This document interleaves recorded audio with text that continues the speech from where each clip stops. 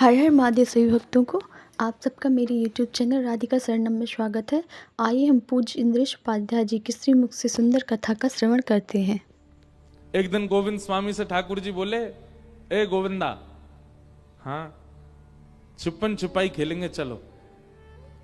और सबको दर्शन देने के बाद जैसे मंदिर बंद करने का समय आया, दोपहर में मंदिर बंद होते हैं हमारे ब्रज में। एक बात आपसे हम स्पष्ट कर दें, ये दोपहर में 12-1 बजे जो मंदिर बंद होते हैं ना ब्रज में, और उसके बाद ये 4 बजे जो खुलते, इसके बीच का जो समय है, उस समय वृंदावन में किसी एकांत स्थान को ढूंढिएगा जहां सघन वन हो, जहां खूब सारे वृक्ष वल्लरियां लगी हो। अब तो वन है ही नहीं वृंदावन में, ठाकुर जी कहीं दूर ही जाते होंगे रास करवे। उस समय आप वृंदावन के किसी बीथिन में, वृंदावन के किसी वन उपवन में डोलिए और वहां भजन कीजिए। ठाकुर जी उस समय पर वन में ही होते हैं, इसीलिए मंदिर बंद। ठाकुर जी सोते नहीं है दोपहर में। 12 बजे से 4 बजे तक मंदिर बंद इसलिए नहीं होते कि ठाकुर जी सो रहे, नहीं, ठाकुर जी गैया चरावे गए वन में, वन में ही मिलेंगे आपको। या फिर गोविंद स्वामी जैसे, गोविंद दास जैसे किसी भक्त के साथ लीला करने गए ठाकुर जी, इसलिए सारे मंदिरों के कपाट बंद होते हैं दोपहर में। वही समय है ठाकुर जी के रास का। तो गोविंद दास के साथ ठाकुर जी छुपन छुपाई खेलवे गए।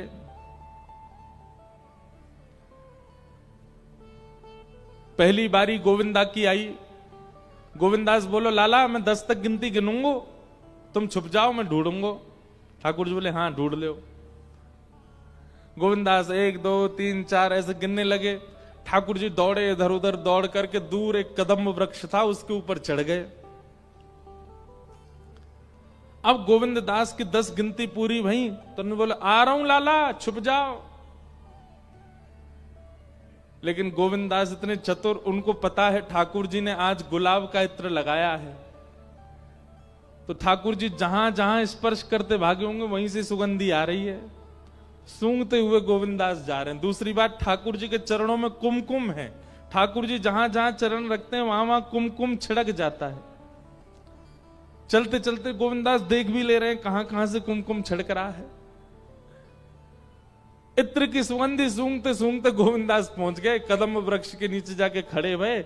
जैसे देखा ठाकुर जी अपने सब पीतांबरी आदि समेट करके चुपचाप ऊपर बैठे थे। गोविंदास बोले, पकड़ लियो।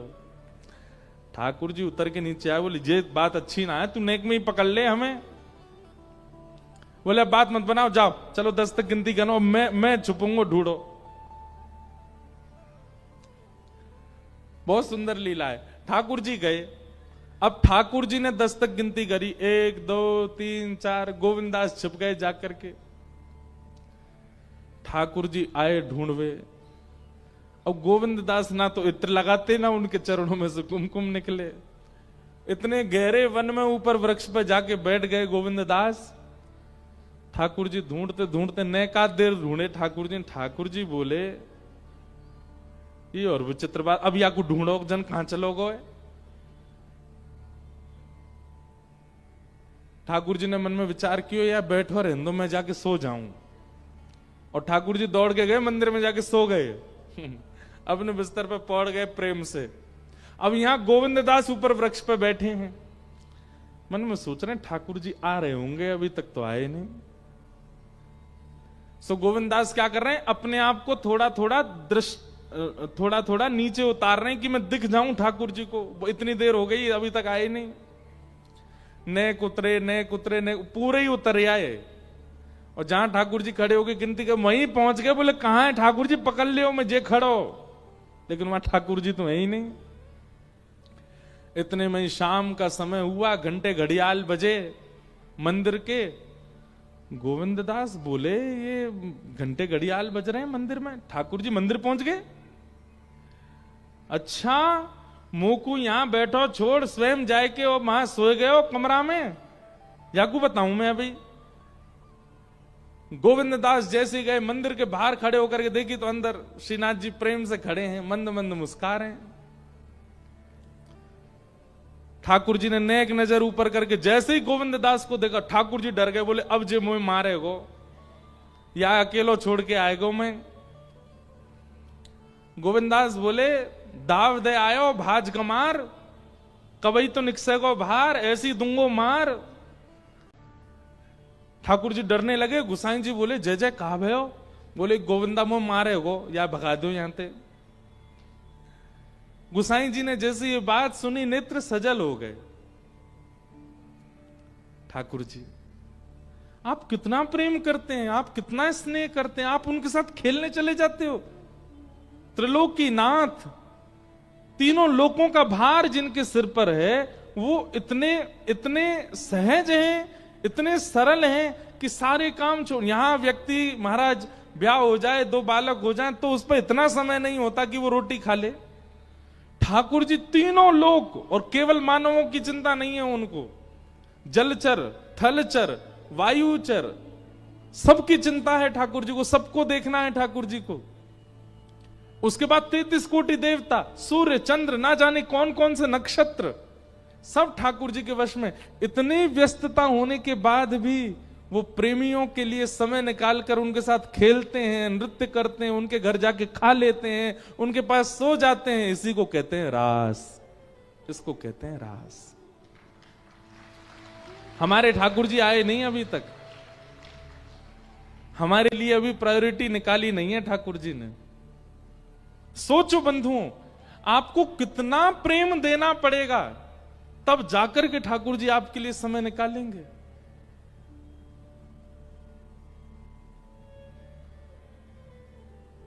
कितनी लीलाएं हैं। एक कृष्णदास जी की लीला है, इसमें सुनाता हूं कभी कभी कथा में। उन्होंने कहीं कथा में सुना, और ये महाभारत में ऐसा लिखा है कि अगर कोई व्यक्ति बेनागा बिना एक दिन भी छोड़े 12 वर्ष तक एक नियम का पालन करेगा, तो 12 वर्ष बाद उस नियम के प्रभाव से वो जो चाहेगा वो उसको मिल जाएगा। कोई भी एक सद नियम 12 वर्ष तक करना है, एक दिन भी आपकी छुट्टी नहीं होनी चाहिए उसमें। आपकी छुट्टी हो उसकी पूरी जिम्मेवारी ठाकुर जी रखेंगे। ऐसी ऐसी व्यवस्था कर देंगे कि आपका नियम पूरा ही नहीं हो पाए, लेकिन आपको फिर भी करना है। तो कृष्णदास जी नियम करते थे। उन्होंने नियम ले लिया ठाकुर जी को माला पहनाने का। बोले मैं रोज माला पहनाऊंगा ठाकुर जी है, और 12 वर्ष बाद मेरी एक ही इच्छा है कि 12 वर्ष तक मैं माला पहनाऊंगा, लेकिन 13वें वर्ष के पहले दिन ठाकुर जी को आना पड़ेगा मेरे पास माला पहनवे, मैं नहीं आऊंगा। नंदगांव में रहते थे, रोज माला बनाते और रोज लेकर के नंदगांव में ऊपर ठाकुर जी को पहनाते। बारिश हो, गर्मी हो, जाड़ा हो, बुखार हो, पीड़ा हो, कुछ भी हो जाए, लेकिन उनकी माला बेनागा रोज पहनाते। और माला पहनाने के बाद ठाकुर जी के कान में बोलते, लाला इतने दिना और रह गए, इतने महीना और रह गए, इतने वर्ष और रह गए। मेरी इच्छा पता है ना लाला, और कछुना चाहिए, बस 13वें साल के पहले दिन तू आए जाइयो तो माला पहनाऊंगा वहीं अपनी कुटिया पे। 12 वर्ष पूर्ण होने लगे। अंतिम दिन था 12वें वर्ष का, और श्री कृष्णदास जी बेचारे रोते रोते जा रहे हैं। बोले मेरी सेवा पूरी है गई, आज 12 वर्ष को नियम पूरा है गयो मेरो। ठाकुर जी के गले में माला पहनाई और कान में बोले लाला अब मेरी सेवा पूरी होगी, अब मैं ना आऊंगो, अब तू आइयो मेरी कुटिया पे। तेरे काज 56 भोग बना के रखूंगो, खीर बना के रखूंगो, मिष्ठान बनाऊंगो, पूड़ी बनाऊंगो, पराठे बनाऊंगो, लाला जो तू कहेगो सब पवाऊंगो। और मुंह कछु नहीं चाहिए, ना इंद्र को वैभव, ना यम की भूमि, कुछ नहीं चाहिए। केवल लाला मेरे घर आ जाए और मैं अपने हाथन से माला पहनाता हूं बस। 12 वर्ष तक बेनागा प्रत्येक दिन माला ठाकुर जी को पहनाई। 13वां वर्ष प्रारंभ हुआ, रात भर सोए नहीं, 56 भोग बनाए अपनी कुटिया में। सुंदर माला बना करके रखी। एक बहुत सुंदर पद है, मुझे याद आया अभी। पूरा घर तैयार करके श्री कृष्णदास जी उस मार्ग पर बैठ गए जिस मार्ग से ठाकुर जी को आना है, जो नंद भवन तक जाता है। उस मार्ग पर बैठ के पलक भी नहीं झपका रहे हैं अपनी,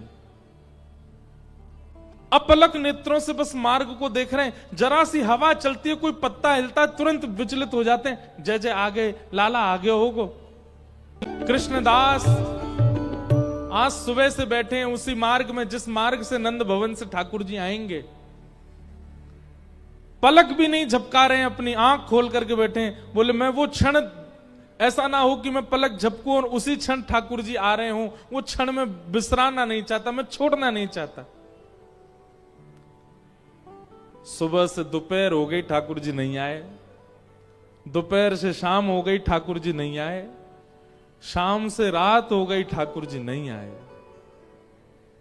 रात से जब अर्धरात्रि हो गई, तब तक भी कृष्णदास जी बैठे रहे। आ रहो होगो लाला, अभी व्यस्त होगो, यशोदा मैया ने पकड़ लियो होगो, नंद बाबा ने। आज से ज्यादा 100-150 साल पुरानी घटना है ये, नंदगांव की।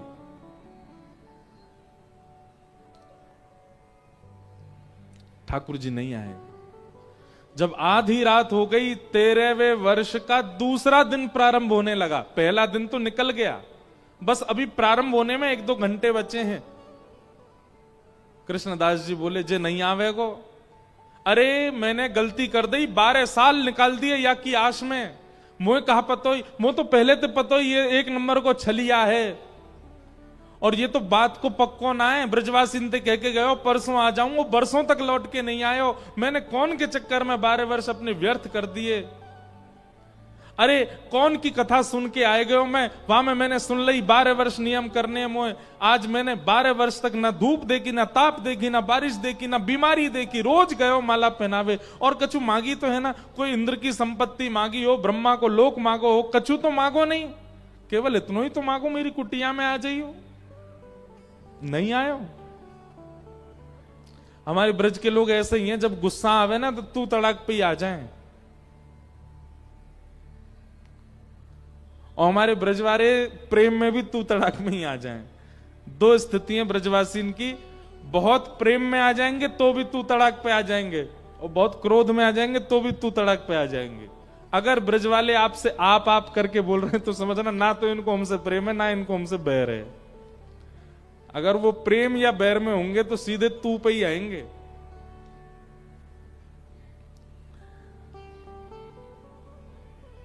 कृष्णदास जी बोले अब ना रहूंगा यहां पे, अब एक क्षण भी ना रुकूंगा यहां पे। अपने सबरे बोरिया बिस्तर बांधे, जितना 56 भोग बनाया था ठाकुर जी के लिए, वो सब भी डलिया में एक जगह भर लिया, सबकी पोटली बनाई, पूरी कुटिया को उजाड़ दिया अपनी को क्रोध में, और सब सामान लेकर के निकल पड़े। कहां? बोले 12 साल नंदगाम में रह लियो, नहीं आयो छलिया, अब अंतिम श्वास तक बरसाने में रहूंगा, किशोरी जी के पास रहूंगा। नंदगांव से बरसाना इतना दूर है, 7 किलोमीटर, पता ही नहीं चलती कब पहुंच गए। 7 किलोमीटर भी नहीं है। कई लीलाओं में तो ऐसा आता है कि किशोरी जी अटारी पे चढ़ करके नंदगांव में ये देख लेती हैं लाला क्या कर रहे हैं। ठाकुर जी गौचारण कर रहे हैं, ठाकुर जी को यशोदा मैया कहा कर, पूरे दिन किशोरी जी ऐसी बैठी रहे सज धज के, वहीं ते नंदगांव में देखती रहे, पास ही हैं दोनों। कृष्णदास जी जैसे बरसाने जाने लगे, इतने में ही सामने से गैयान को झुंड, अनेक गैया और बड़ी बड़ी गैया सब आ रही हैं चलती भाई। अब मार्ग पूरा गैयान ते भरो भाई, और कृष्णदास जी कोने खड़े है गए, प्रतीक्षा करने लगे सब गैया चली जाएं तो मैं आगे जाऊं। चलते चलते चलते चलते महाराज घंटे बीत गए, लेकिन गैयान को वो काफिलो खत्म नहीं भयो। कृष्णदास जी बोले भैया जी इतनी गैया मैंने जीवन में पहली बार देखी, कहां से आ रही है सबरी। इतने में ही अपने कंधा पे एक लाठी टांगे और उन पे दोनों हाथ टांगो, ऐसे चल तो भयो एक ग्वारिया हरो मदमस्त चाल में, ऊंची ऊंची धोती पहन रखी, पामन में कड़ूला पहन रखे हैं, गले में एक मोती की माला पहन रखी है और सिर पे बढ़िया ऐसे घुमावदार पाग पहन रखी है, पीरो पीरो चंदन यहां तक लगा रखो है और चल तो भयो बढ़िया गुनगुना तो भयो कछु आ रो एक ग्वारिया। कृष्णदास जी ने कही, ओ भैया ओ ग्वारिया के इतकुआ। ग्वारिया गयो, कहा बात है बाबा? बोले भैया ही कौन की गैया है? इतनी गैया मैं कब तक खड़ा हूं यहां पे, जो पूरी ना है रही। अरे बाबा जी नंद भवन गैया है, 9 लाख गैया है, खड़े खड़े 2 दिन निकल जाएंगे तो मैं तो पूरी ना होंगी, इतनी गैया है। कृष्णदास जी बोले भैया मैं तो भूखो मरो, पूरा दिन है क्यों कछु खायो ना पियो, पूरे दिन प्रतीक्षा करते रहो। अब ये गैया और आ गई है सामने, अब मैं तो यहीं बैठ रहा हूं, यहीं बैठ के भोजन पा रहा हूं, फिर तब तक गैया चली जाएंगी, फिर जाऊंगा बरसाने। ग्वारिया बोले बाबा कछु खावे को तो मऊआ खवाए दो। कृष्णदास जी बोले बैठ जा, तू बैठ जा। और वो ग्वारिया सामने बैठ गया, यहाँ कृष्णदास बैठ गए, पोटली खोली, बढ़िया डलिया निकाली, ले भैया उठा के तू भी पातो रहे। बाबा मेरे हाथ में गोबर बहुत लग रहा है, एक बार स्वयं पालो फिर दूसरी बार मुंह वो पवाए दे करो। कृष्णदास जी बोले हम बे है तो तू नंदगाम कोई ना, ऐसे ही तेरो स्वामी है, वानु जीवन भर सेवा करवाई है, ऐसी तुम सब नंदगाम बारे जाते जाते हो चैन ते जान थोड़ी दोगे, अब वो सेवा कराए लोग आ जाएंगे। तो कुआ मुंह खोल अपनो। ग्वारिया ने मुंह खोल लियो। अब कृष्णदास जी एक बार पामे और फिर अपने ही हाथ से वाकू पवा रहे हैं। पाते पाते ग्वारिया के नेत्रन से आंसू आने लगे। कृष्णदास जी बोले भैया रो काई करो, का भयो? बोले बाबा मैं यूं सोच रहा हूं 12 साल ते एक दिन ऐसा नहीं निकलो कि मैंने माला आपके हाथ की नहीं पहनी हो, पर आज पूरा दिना निकल गयो मैंने माला नहीं पहनी सुबह से। जैसे ही कृष्णदास जी ने सुनी माला नहीं पहनी, हाथ पकड़ लियो, कौन है तू, अपना रूप दिखा।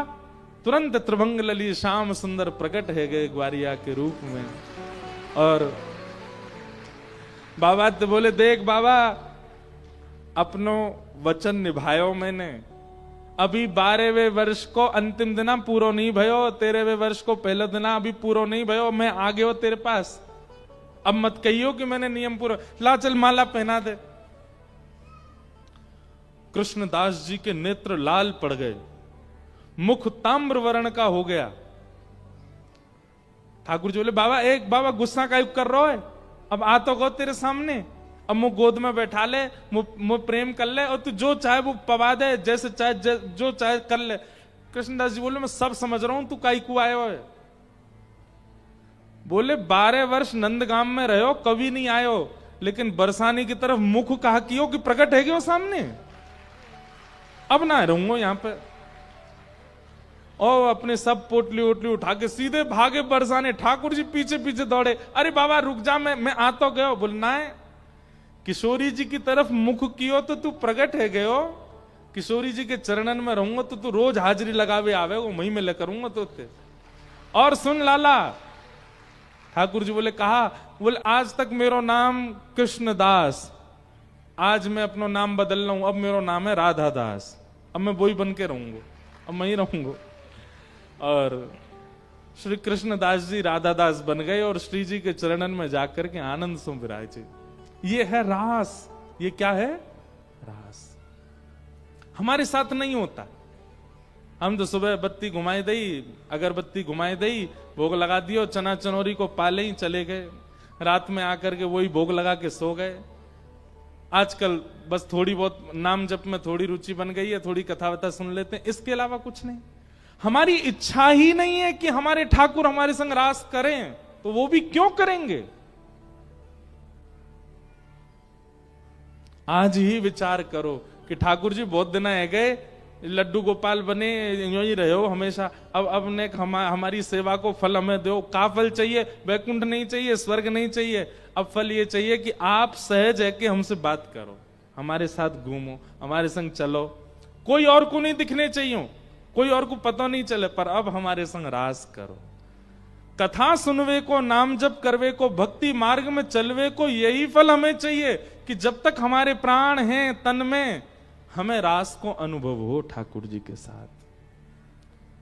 तो रास का मतलब क्या है? परमात्मा की सहजता को रास कहते हैं। अभी परमात्मा कैसे हैं?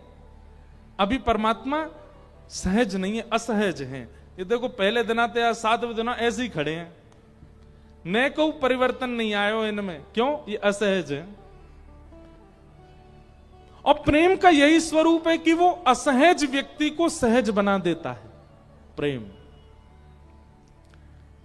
ठाकुर जी हैं तो बहुत सहज, उनका चित्त, उनका स्वभाव बहुत सहज है, पर हम आप सब लोगों की भावना को वो देखना चाह रहे हैं। अगर वो प्रेम युक्त होगी तो ठाकुर जी सहज बनने को तो तैयार बैठे हैं, आप सहज बनाओ उनको। इसी को कहते हैं रास, ठाकुर जी की सहजता। ब्रज की गोपियां, ये ब्रज की गोपियां कौन है? ये सामान्य स्त्रियां नहीं है। श्रुति रूपा, रुचि रूपा, स्मृति रूपा सब गोपियां हैं। ये सब गोपियां ठाकुर जी को प्राप्त करना चाहती हैं। ये दंडकारण्य वन के संत हैं, जो रामावतार में संत दंडक वन में बैठ करके राम दर्शन की उपासना कर रहे थे, वही सब संत ही द्वापर में गोपी बनकर के आए हैं।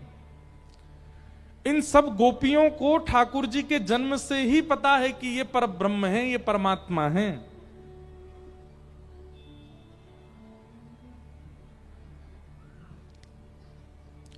ज्यों ज्यों ठाकुर जी बड़े हो रहे हैं, त्यों त्यों गोपियों के मन में भाव आ रहा है कि नाथ अब कब अपने आप को हमें प्रदान करोगे, कब तक और प्रतीक्षा करनी पड़ेगी। एक दिन ठाकुर जी ने सब गोपियों को आश्वासन किया, देखो संसार ये जानता है कि मैं ब्रज को लाला हूं, तुम सब गोपी हो, पर मैं ये जानता हूं कि आप सब अनेक ऋषि हो जो अनेक वर्षों से मेरी प्रतीक्षा कर रहे हो, और मैं परमात्मा हूं।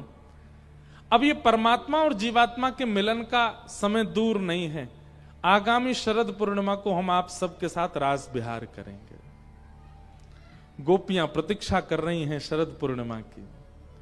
हमने एक कथा में बताया था ठाकुर जी ने शरद पूर्णिमा ही क्यों चुनी। सब लोग इधर देखो, बहुत सावधानी से सुनो।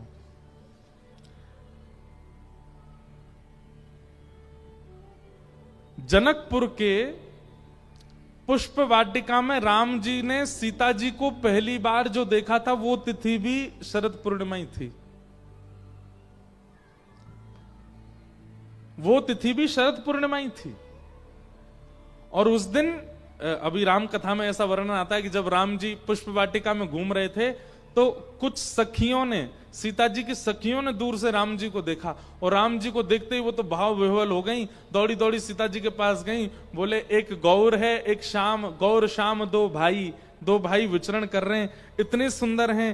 गौर वाले तो सुंदर हैं, पर श्याम वर्ण के तो इतने सुंदर हैं कि उनको देख करके बस यूं लग रहा हो कहा न्योछावर कर दें इन पे। हे सियाजू, उनके दर्शन को चलो। तो यहां से पुष्प बीनती भाई सीता जी आ रही हैं, सामने से राम जी आ रहे हैं। तो उस समय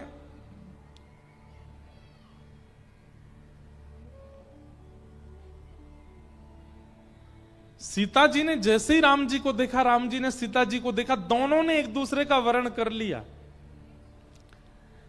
लेकिन उस समय जितनी सखियां सीता जी के साथ में पुष्प वाटिका में थी, वो सब भी राम जी को प्रियतम भाव से वर्ण करना चाह रही हैं। पर राम जी बोले भैया हम मर्यादा पुरुषोत्तम हैं, एक पत्नी व्रती रहेंगे, और ये इतनी सारी सब सखियां जो हैं हमको घूर रही हैं, ये कैसे संभव होगा पूर्ण। तो मानो इशारों में राम जी ने उन सखियों को भी आश्वासन दिया, अभी आप चिंता मत करिए, अभी तो हमको सीता जी का ही होने दीजिए, पर द्वापर में जब हम कृष्ण बन करके आएंगे तब आप सब ब्रज की गोपी बन के आओगे, और आप सबके प्रति वही भाव जो एक प्रिया प्रियतम का होता है, वैसा भाव हम प्रकट करेंगे। अच्छा, एक बात हम स्पष्ट करना चाहते हैं, रास बिहार की चर्चा सुनकर के आप संसारी काम भाव को यहां प्रवेश मत कराइएगा, नहीं तो बहुत बड़ा अपराध हो जाएगा। हमारे ठाकुर जी की लीला, हमारे ठाकुर जी का स्वरूप, हमारे किशोरी जी का स्वरूप, इनको देखने के बाद, भैया कौन के गोपाल जी हैं दोनों, इनको व्यवस्थित कर लो। इनको रास बिहारी है तो रेगो यहां पे जय हो, वो तो भीतर ही आ गए, अब बाहर कैसे जाएंगे। अद्भुत है। क्या बता रहा था मैम? अरे मैया फंस गो।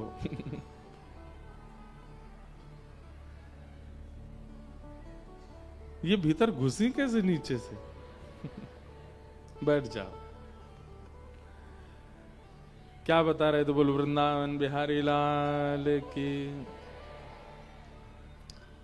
बच्चे भी कितने उद्यमी होते, बताओ। सर वेर घुमा के घुसा दिया भीतर बैरिकेडिंग में, अब बाहर नहीं निकल पा रही थी। रास श्रीमद् भागवत का सबसे सेंसिटिव प्रसंग है ये। अगर इसमें चूक गए आप तो आपके मन में कई प्रश्न प्रकट हो जाएंगे जिनका समाधान आपको नहीं मिलेगा। इसलिए बहुत सावधानी से सुनिए। किशोरी जी का रूप, ठाकुर जी का रूप, ये तो ऐसा रूप है जिसको देखने के बाद अगर किसी के चित्त में काम हो तो काम नष्ट हो जाता है। क्योंकि हम लोगों ने संसार के फिल्म बहुत देखी है ना, संसार के सिनेमा देखा है, इसलिए हमको प्रेम की बात होते ही वही दिखाई देता है।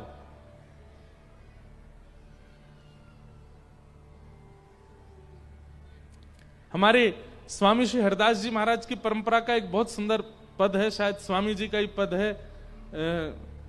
ज्यों ज्यों देखूं तेरो मुख त्यों त्यों नयो नयो लागे। स्वामी जी कोई पद है ना।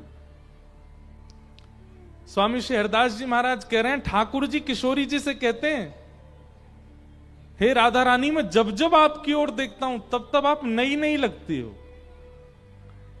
संसार का प्रेम ऐसा नहीं होता।